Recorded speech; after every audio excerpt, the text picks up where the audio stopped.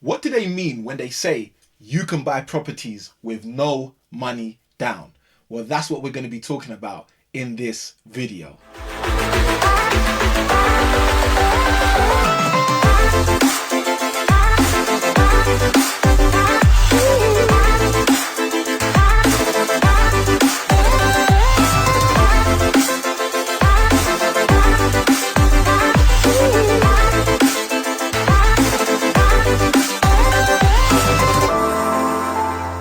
Good day guys, Samuel here from Impact Properties, and in this video we're going to be speaking about what the actual term no money down means as it pertains to property. Now the funniest thing is I've heard this term for years on end. People saying I go into no money down deals, I get property with no money down, and the reality is, does that really even exist? Now, to be totally transparent with you, it's impossible to buy a property with no money down. What generally tends to happen is you may be able to control a property with no money down or utilize somebody else's resource or funds in order to actually get that property. But nonetheless, there are ways and creative ways that can be utilized in order to move forward in your property journey if you don't have much money to start with. And it's because of this reason that we decided to actually do this video. So to answer the question, how do you get around, how do you circumvent the initial outlay that is generally needed in order to invest in property?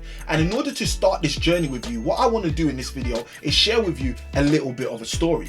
Now in our business, we utilize investors' funds. And one of the first ever investors who ever committed £100,000 to us was a gentleman that we actually met through means of the Property Investors Network. Now most of you who know me know that I'm one of the hosts of a Property Investors Network meeting, and it's a networking event where multiple people come together each and every month in order to build their relationships and develop their contacts as it pertains to property.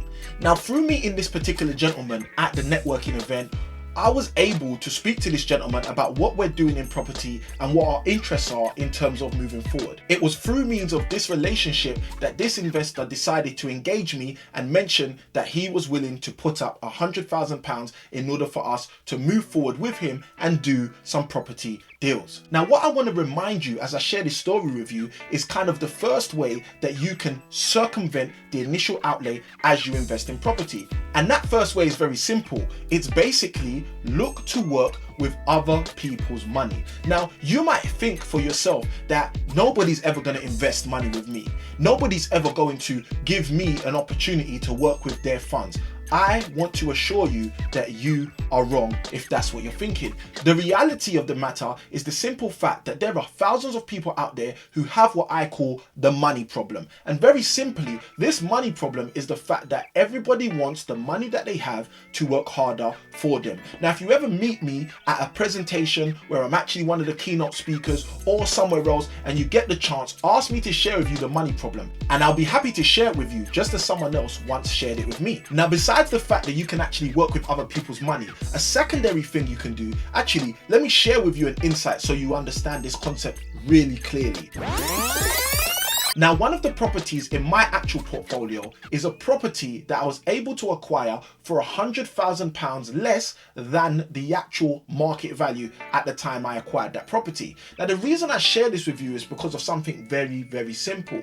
I spoke to you previously about utilizing other people's money, but this second principle, again, is as effective as the first. And this is tap into other resources. So for example, if I decided at any point that I wanted to take that property with the £100,000 equity and remortgage that property, or just tap in or lean, as they say in the US, on that particular asset, I would be able to put myself in a position where that particular asset could give to me some proportion or even all of that £100,000 which is in equity sitting in the bricks. And if I'm able to acquire that £100,000, even with an interest being charged on that, I could then utilize that £100,000 to circumvent the initial outlay that I would usually pay from my pocket or from my savings or from whatever other medium in order to invest in more property. So as you understand this, what I want you to do is move forward in your journey, utilizing the fact that not only can you use other people's money, but secondarily, you can also use your own resources.